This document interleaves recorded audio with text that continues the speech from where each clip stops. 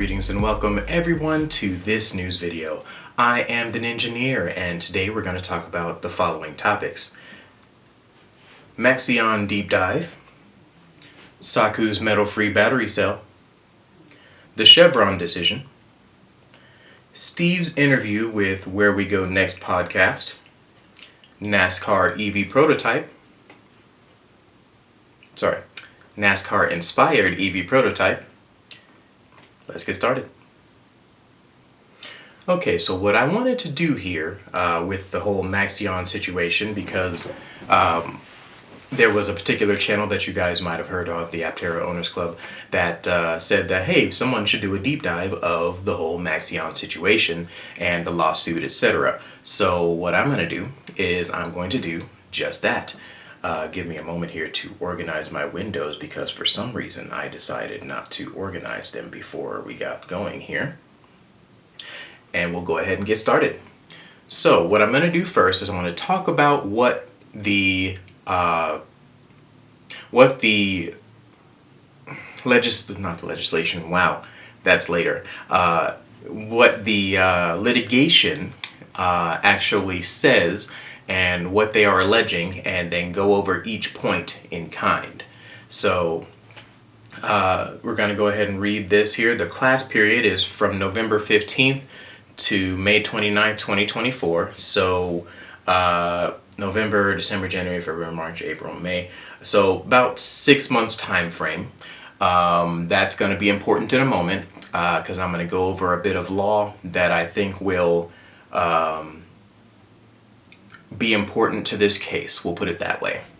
All right, so the complaint filed alleges that through the class period, those 6 months, defendants failed to disclose to investors that Maxion relied on the exclusive sales of certain products to SunPower, that following the termination of the master supply agreement, the company was unable to aggressively ramp sales, that as a result, revenue substantially declined, and that as a result of that decline in revenue, the company suffered a serious cash flow crisis that, as a result of that foregoing, all the things that came previous, defendants' positive statements about the company's business, operations, and prospects were materially misleading or lacked reasonable basis.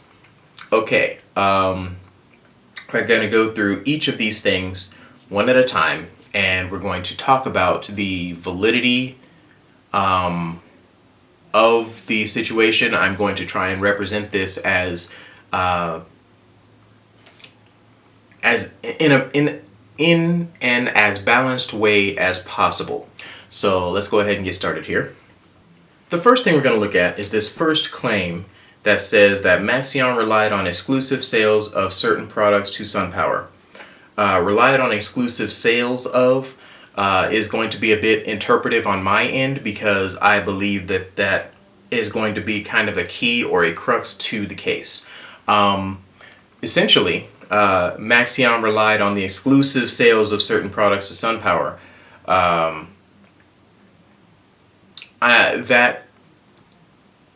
That sounds like what it is saying is that they are saying that the lion's share of the sales, I would say a lion's share is maybe 60 or 70%, or in fact, we'll give them more than half. If more than half of Maxeon's exclusive sales of certain products to SunPower were made up of if their sales were made up of more than 50% of SunPower stuff, I think that number one has a pretty strong chance of sticking.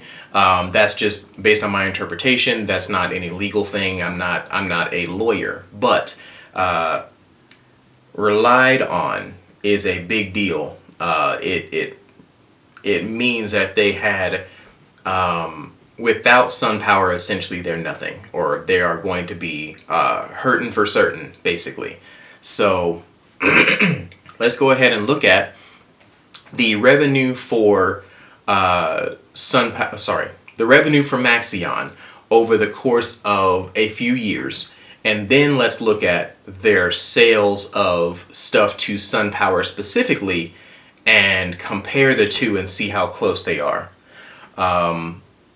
So you'll see right here, the annual revenue for Maxion was 1.19 billion in 2019, 0.84 billion in 2020, and all of these numbers are really close to $1 billion. And they change year on year. You can see the changes here. They had a significant slowdown during the pandemic, it looks like, and then they picked back up again after the pandemic. And then this year is not over, so I don't know if the change is going to be valid at the end of this year. It seems like they're going to be making more than this number.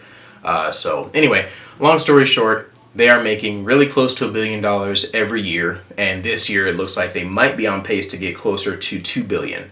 So their revenue has been going up.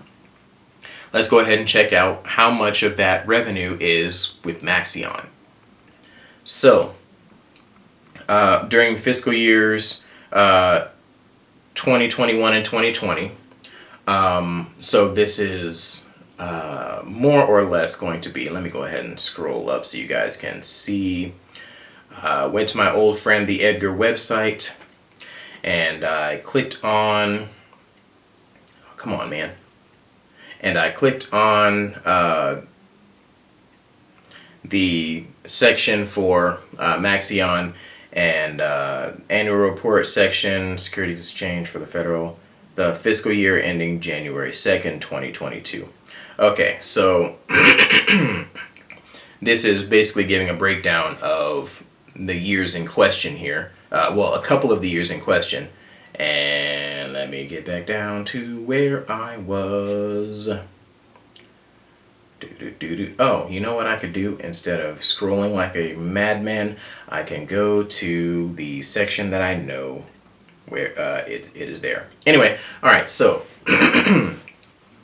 during fiscal years 2021 and 2020, just back over here, 2021 and 2020,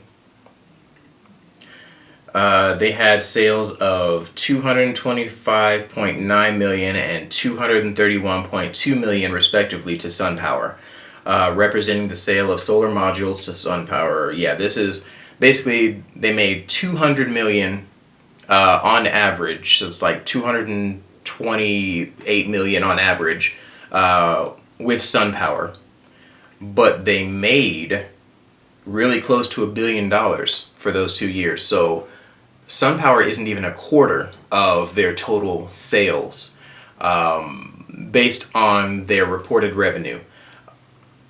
Maybe somebody knows something that they did not disclose here, but I don't think they do. A quarter of your sales is not relying on. Now, don't get me wrong. A $250 million is a lot of money, and a quarter of your revenue is a lot of your revenue, but it's not the end-all be-all. SunPower is a big deal in their portfolio, but they're not the end-all be-all. Like if SunPower no longer buys things from Maxion, they will still be making a $500 million based on the 2 years that I see here. Let's go ahead and check out another year. Maybe this number increased. So the year after that, 283 million was SunPower based sales. 283 million compared to 1.06 billion is still pretty close to a quarter of revenue. So SunPower is staying fairly consistent here. Let me check one more year. Yeah, they're staying fairly consistent here in the sales being somewhere in the neighborhood of a quarter of their total sales. So again, that's not an insignificant number, but it is a number that is not company breaking if SunPower decides to not be with the company anymore. The next claim is that following the termination of the master supply agreement, the company was unable to aggressively ramp sales. Well, let's check it out. When was the termination of this solar agreement? They say that the exclusive agreement is over as of March 2024. This was announced. This article was written November 16th, very near the time frame when it was announced in 2023. It kind of coincides with the section here for the class period November 15th to May 29th, 2024. So, let me get back to the right window. There we go. Let me just scoot that over so I don't have that issue anymore. All right, so it has been a rocky road for the two brands that officially divorced in 2020. When SunPower separated its manufacturing arm from its North American installation network, Maxion would focus on supplying the global market with a global utility scale and distributed generation solar panels, and SunPower would stick to residential and new construction installs in the United States. So, these two companies together made up Maxeon until SunPower decided to split, so now they're two separate branches. Even with that split, even with those two companies no longer being a part of one another, they managed in 2022 1.06 billion. In 2023, 1.12 billion. In 2024 so far, in the first 7-ish months, they're almost at $1 billion already. So the notion that SunPower was a force that would bankrupt the company if they split away, in my opinion, sounds a little forced, a little disingenuous. That Maxion relied on the exclusive sales of certain products to SunPower it feels a little mythy. That following the termination of the master supply agreement, the company was unable to aggressively ramp sales. For the period from November 15th to May 29th, let's check it out. From here to here, at the moment, yes, it does look like the change is a negative percentage, but we are halfway through the year. It looks like they're ramping sales pretty darn well, if I'm being honest here, because 1.12 billion and 6 months in at 0.99 billion. Let's go ahead and pull up my calculator here.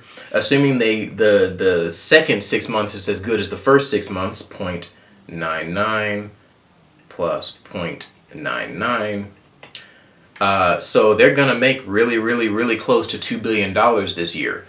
Is $2 billion more than $1 billion? I would say so. They did, in my opinion,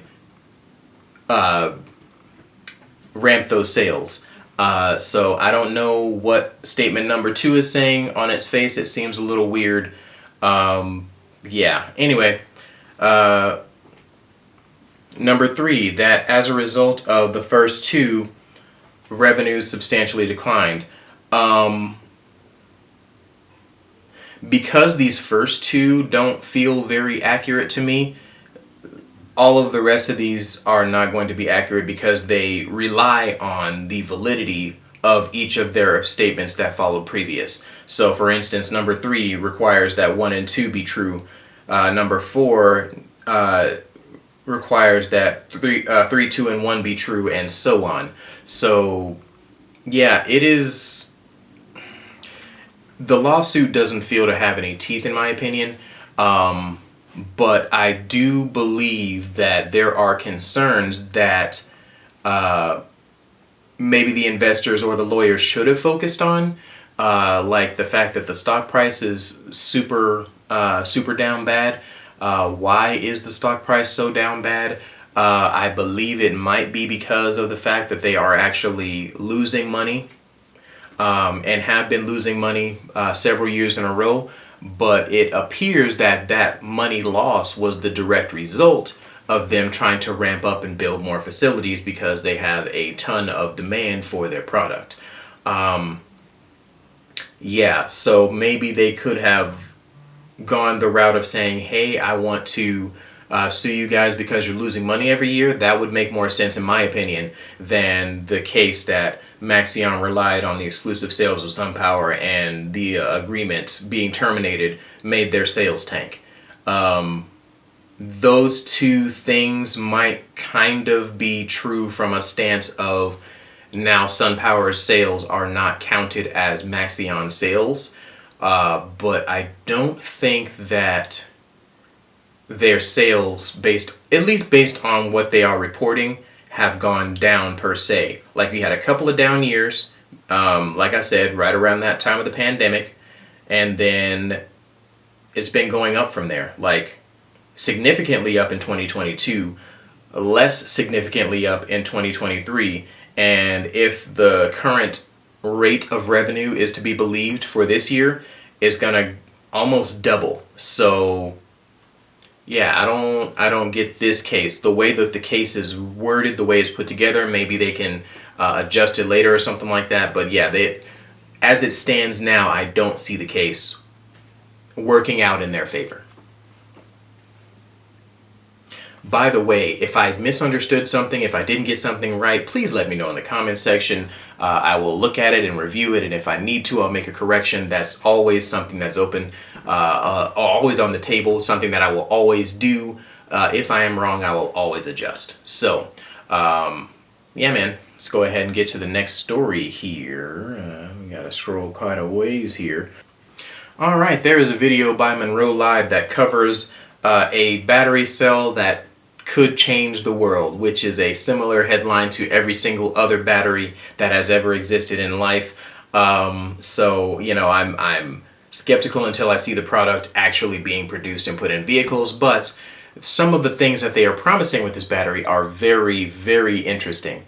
So, for instance, this battery is dry printed. The battery is mostly metal free except for the contacts for the battery itself. You can stack these batteries together in order to add current and voltage and all that kind of stuff. You can stack them in series and parallel instead of having to wire between them, is what I'm trying to say there. There are several other factors of this battery, which I will let you discover by watching this video if you haven't already, that are really, really, really good for weight savings, battery, energy density, all sorts of things that are fantastic for the future of EVs and things like that. So check this video out. It was amazing. It was very cool to see the technology and how they did it. Well, not how they did it specifically, but the idea and where it is now, and that you can like see the cell itself. It's a really cool video. Please check it out if you haven't already, because I think if this battery does what it claims and is as amazing as they make it sound, EVs will overtake gas cars in every respect, in every industry, in every way, in my opinion. Anyway, let's go ahead and keep going. You guys may have heard, because several news sources have reported on it before I did, that the Supreme Court has been making some questionable decisions as of late. The most recent questionable decision was the repeal of a decision in 1984. Let's go ahead and jump in here. By a vote of 6-3, the justices overruled their landmark 1984 decision, Chevron v. Natural Resources Defense Council, which gave rise to the doctrine known as the Chevron Doctrine. Under this doctrine, if Congress has not directly addressed the question at the center of a dispute, a court was required to uphold the agency's interpretation of the statute as long as it was reasonable.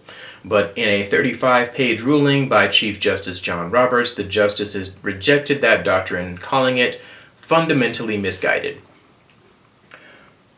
I'm going to speak on this without my blood pressure rising. That is my goal for this particular situation. So I'm not going to get mad, I'm not going to get ranty, I'm not going to get crazy, but this is a terrible decision, and here is why. What they have basically said here is that the opinions of the experts that run these agencies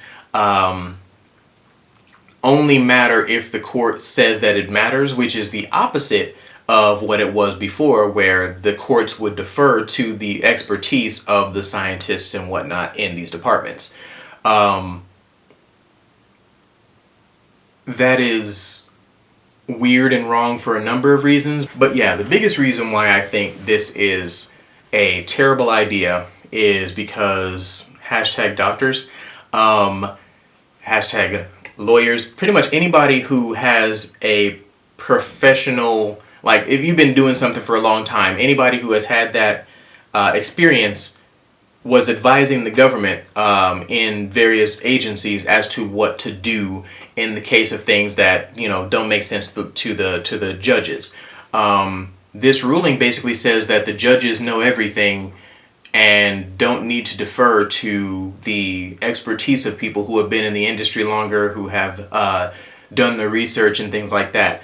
I don't think I've heard a scarier statement than we don't need research to know how to rule on something that is going to affect the lives of thousands of people, millions of people, in some cases billions of people. And so this is, I'm hoping that something happens. I do hear that there were articles of impeachment brought to a couple of the justices for the unrelated matters, but I'm hoping that some of that stuff sticks.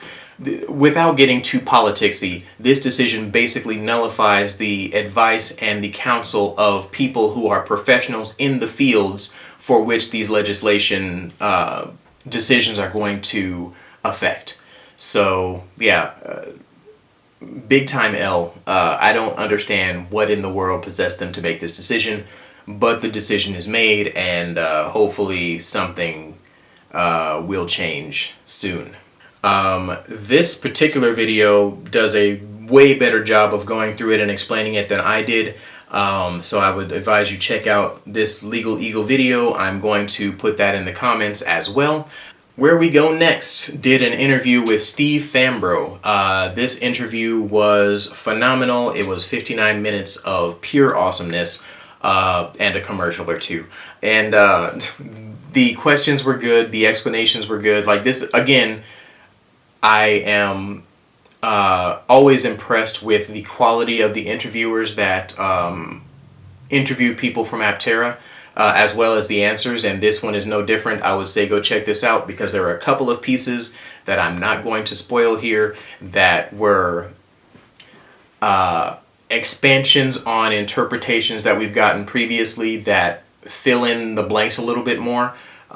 With respect to where Aptera is and how likely it is that they actually make it to production. So, well, sorry, make it to production on time. So yeah, check this interview out. It was very good. It was very interesting. Yeah, good times. All right, so Munro Live again. My man is the GOAT here. He went to a facility, they went to NASCAR Chicago in order to talk about or cover an electric vehicle that is going to be, they're trying to get to be a NASCAR. So essentially NASCAR is kind of going electric, or they are entertaining the idea of going electric, because you don't get this far in the production of an electric vehicle that looks like, looks this much like a NASCAR and didn't have talks with NASCAR first. So yeah, this is an interesting situation. Like, I don't know if it's going to change whether or not I watch NASCAR, because I don't watch NASCAR, but it is interesting to see that one of the most polluting sporting events on the planet is going to be transitioning, or is entertaining the idea of transitioning to a future where they are more or less electric. So yeah, I think it's going to be interesting. The video is very good. It goes into a lot of detail, as Munro usually does. Yeah, check it out. Alright folks, that'll be the end of this video. Thank you guys so much for watching. I am the Ninjaneer. Please do the YouTubey things, the liking, the subscribing, the all of that jazz. You guys know what to do. You've been doing it so well for so long. Thank you for your time. Have a great rest of your day.